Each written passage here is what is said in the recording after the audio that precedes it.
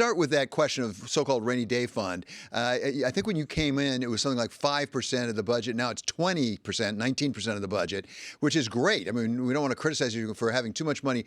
But as you know from your days at Goldman Sachs, if you're a corporation and you're generating that kind of cash, either you got to invest it or you got to return it to the shareholders, in this case, the taxpayers. What do you plan to do with it eventually? David, good to be with you, and I appreciated Joe's comments. So it was actually far worse when we got into office. The budget we inherited had a 400 and something million dollar surplus, which was about 1% of the budget. This is over $10 billion. Joe is absolutely right. And it is between 19 and 20% of the budget. Listen, we used to be a state several decades ago that was AAA bond rated, was looked up to by many, if not most, if not all American states as a state that knew how to govern responsibly. For several decades, we fell off the tracks on both sides of the aisle. And I was committed from day one to get this state back into shape fiscally so that we could deliver affordability, so that we could deliver opportunity. And we're on that journey. We had 3 credit rating upgrades last year. I'm going to be on with the credit rating agencies, meeting with them next week. I'm going to ask them for another round because I think we've deserved it. But at the same time, we're delivering that affordability and opportunity. So I like the balance in the budget we proposed, and we go from there. Well, so obviously it's going to save you money on the credit side on the interest rates because you have better rating, then you won't have to pay as much as interest, which is really good for the state. But do you think that running something like a 19-20% surplus is the right place to be or down the road, do you expect to invest it? I think for now, at least, David, it's the right place. And part of the reason is not just to get our fiscal responsibility reputation back and to hopefully earn more upgrades. I worry still about what's around the corner in the economy. I'm off of the deep concern about a real cliff like we had in 08 and 09, but we're going to soften. I'm certain of that as a country, probably as a world, but certainly New Jersey won't be immune. And that rainy day money is there for a reason. So we don't have to cut programs like property tax relief or all-time record high funding of schools, to pick 2 uses of our revenues. So that's another reason why I want to make sure, at least for now, we've got a good anchor. Are you seeing any softening yet in the state of New Jersey, or are you just anticipating what you think may come given the business cycle? That's a good question. So we had, one of the things I'm proud of each year when we present our budget, we have non-heroic revenue targets. In this current fiscal year, we had the first 6 months doing better than the second 6 months, and we're seeing that right now. Revenues have softened somewhat.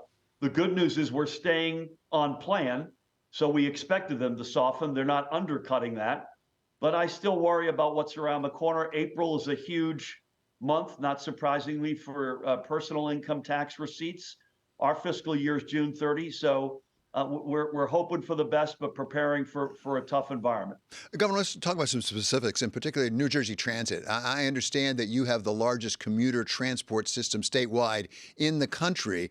My understanding is further that you're using some of the federal funds, which you're allowed to do for current operating expenses rather than long-term capital investment. As you know so well as a businessman, you can't do that forever. How do you turn that around, and what kind of capital investment do you need to make in New Jersey Transit? Yeah, so we inherit. When you look back at what we inherited, the mess within the mess was NJ Transit, and we've come a long way over the past 5+ years. But we remain on a journey. We've been able to deliver 6 consecutive years of no fare hikes after the last administration saw countless hikes and a diminution of services. We still transfer money from capital to operating, but it's at a 21-year low. And I'm committed to getting that resolved between now and the time we walk out of here in January of 2026. So it's a journey. We're making progress, but we're still on it. Governor, one of the things that's mentioned in your budget is, I think, a pilot project to perhaps relieve some of the heavy medical debt that some people in New Jersey are suffering under. Could you give us any sense of what that might look like? Yeah, you've seen some other states do this, David. I believe Connecticut is the one that I saw most recently, where, on the so-called secondary market, medical debt trades for pennies on the dollar, and yet it still remains as a heavy dark cloud burden on too many New Jersey families.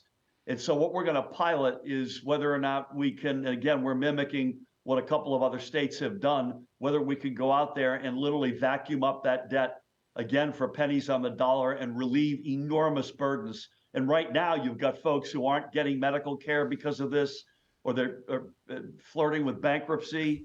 It's a huge cloud over their heads, and we're going to see if we can find a creative way to lift it. You said, Governor, that you don't want to be caught in a trap, essentially, of taking some of the extraordinary funds because of the pandemic for the federal government, setting up programs you can't sustain over the longer term. What about things like some of your pre-K programs and some of your mental health programs? What are you doing in order to be able to sustain those over the longer term?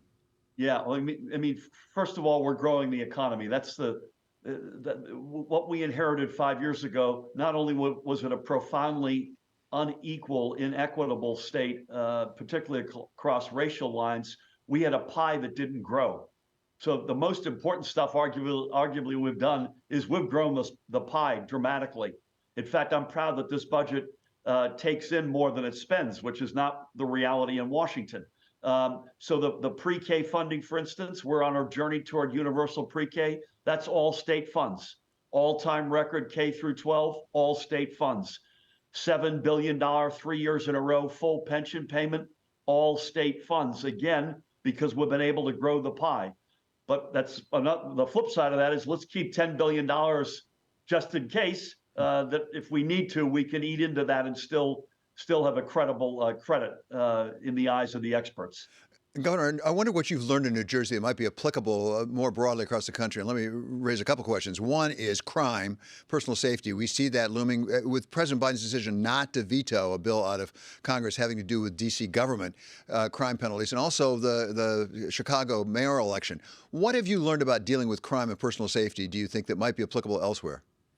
It's a great question. First and most importantly, deepening the relationship between law enforcement on the one hand and the communities they serve on the other, and standing firmly with each of those camps. We have secondly, the strongest gun safety laws in America. Thirdly, we weren't immune to this carjacking, car theft pandemic. We've now put in place a whole series of laws and executive actions, and we're finally seeing that curve break. January alone, down 22% over last January. So not name calling, standing proudly with our great members of law enforcement, standing as well proudly with our communities, especially those that have been hardest hit by crime. Shootings were down last year. Homicides were down last year. We're not immune to this. Believe me, I was with a state trooper and his family yesterday in the hospital who had been shot early yesterday morning. But the fact of the matter is we're making meaningful progress, and I think those steps make sense more broadly. By the way, how is that trooper? The report I heard is he's shot in the leg and he's going to recover. Is that right? Yeah, he was in great spirits. His dad was a trooper, by the way. He's a proud trooper detective. He's a great guy. He's got a great family, and God willing, he's going to make a full recovery. So, Governor, finally, you've had a varied career, and I've drawn upon your expertise as a governor, also your time at Goldman Sachs, but you had another job as well, which is ambassador to Germany, as I recall. We now have the Chancellor of Germany, Mr. Scholz, visiting with President Biden today. From what you understand of the German economy, because one of the issues will be to what extent can Germany help put pressure on China with respect to Ukraine? To what extent is that German economy really dependent upon China? How far can the Chancellor go in really putting pressure on President Xi? Yeah, we were with him actually 10 days ago, so at the Munich Security Conference, and we had taken a lightning trip into Ukraine via Poland. It's a subject of enormous debate in Germany right now. First of all, give them an enormous amount of credit. They went from a huge reliance on Russian energy to practically zero, almost overnight, within a year, which is a huge step to decouple themselves from the reliance on Russia. The debate on China is now that front burner debate, and they're going to have to make some of the tough decisions that we're making as a country. You hope to find common ground, but you got to be unvarnished in your view that this is a strategic competitor that has chosen to side with Russia in this war, and with all due respect, you can't get away with that. Meaningful steps have to be taken, including in your commercial relations. Well, by the way, what about New Jersey? To what extent is New Jersey intertwined with China when it comes to the economy? To what extent can New Jersey be hurt by some of those steps? Yeah, we have to be really, really careful. We banned the use of TikTok on our state phones. We're an enormous innovation economy with higher ed, Princeton, Rutgers, huge pharmaceutical technology research. That's a cause for concern constantly. You have to be, you have to have your eyes wide open. I wish it weren't the case, but when you're dealing with the PRC, whether it's public sector or private sector, your eyes have to be wide open.